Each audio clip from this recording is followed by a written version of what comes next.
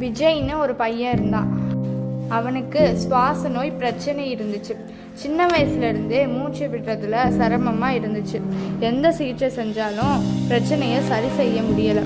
எல்லா நேரமும் oxygen mask இருந்தால் தான் அவனால் மூச்சு விட முடியும். அவன் எப்போதும் மாஸ்க் போட்டே தான் இருக்கணும்னு டாக்டர் சொல்லியிருக்காங்க. அவன் ஒரு நாள் நடந்து போகும்போது அவனோட நண்பர்கள் பார்த்தான். அப்போது விஜயை பார்த்து நண்பர்கள் கேட்டாங்க, ஏன்டா எப்போவுமே மாஸ்க் போடுறேன்? அதுக்கு அவன் சொன்னான், எனக்கு சின்ன வயசுலேருந்தே மூச்சு விடுறதுல பிரச்சனை இருக்குன்னு சொன்னான். சரி வாடா விளையாட போகலாம்னு அவனோட நண்பர்கள் அவனை கூப்பிட்டாங்க. அவன் கொஞ்ச நேரம் போய் விளையாண்டான். அப்போ அவன் நண்பன் கவின் அவனோட மாஸ்கில் ரத்தம் இருந்ததை பார்த்தான். ஏன் இப்படி இருக்குன்னு கேட்டான். ஹாஸ்பிட்டலுக்கு போக போகிறேன்னு அவனோட நண்பர்கள்கிட்ட சொன்னான். அவன் ஹாஸ்பிட்டலுக்கு போகிற வழியிலே ரோட்டில் அவன் மயங்கி விழுந்துட்டான். அங்கே ரோட்டில் சைக்கிளில் போயிட்டு இருந்த 2 பேர் அவன் கீழே விழுந்ததை பார்த்து பதறி போய் அவனை ஹாஸ்பிட்டலில் சேர்க்குறாங்க. அப்புறம் அவங்க அப்பா அம்மாவுக்கு தகவல் தெரியப்படுத்துகிறாங்க. அவங்க வந்து பார்க்குறாங்க. அப்போ டாக்டர்கிட்ட அவனுக்கு என்ன பிரச்சனைன்னு கேட்டாங்க. டாக்டர் சொன்னாங்க, அவனுக்கு மூச்சு பிரச்சனை ரொம்ப சிவியராகிடுச்சு. மூச்சு குழாயில் பாதிப்படைஞ்சிருச்சு.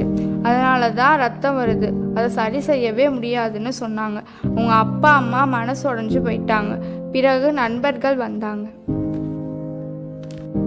அவனை கூப்பிட்டாங்க. அவனால் பேசக்கூட முடியலை. அவங்க அவனை இயற்கையான ஆயுர்வேதா ஹாஸ்பிட்டலுக்கு கூட்டிகிட்டு போனாங்க. அங்கே இருந்த டாக்டர் அவனுக்கு கஷாயம் கொடுத்து மரங்கள் எல்லாம் இருக்கிற இடத்துல அவனை படுக்க வச்சாங்க. அவன் அந்த மாஸ்க் இல்லாமையே நல்லா மூச்சு விடுறான். அவன் எழுந்திரிச்சு உக்காந்தான். அவனால் மாஸ்க் இல்லாமல் நல்லா மூச்சு விடுறான்.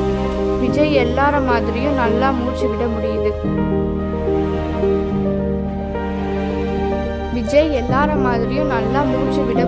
முடியுதுன்னு ரொம்ப சந்தோஷமாயிட்டான். அப்போது இயற்கையின் அருமையை அவன் உணர்ந்தான்.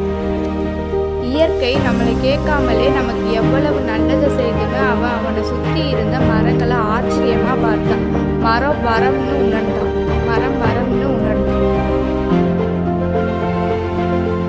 எதிர்காலத்தில் விஜய்க்கு வந்த நிலைமை நமக்கு வர வாய்ப்புள்ளது.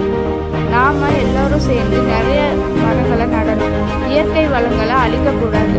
இயற்கையை பாதுகாக்கணும். நன்றி.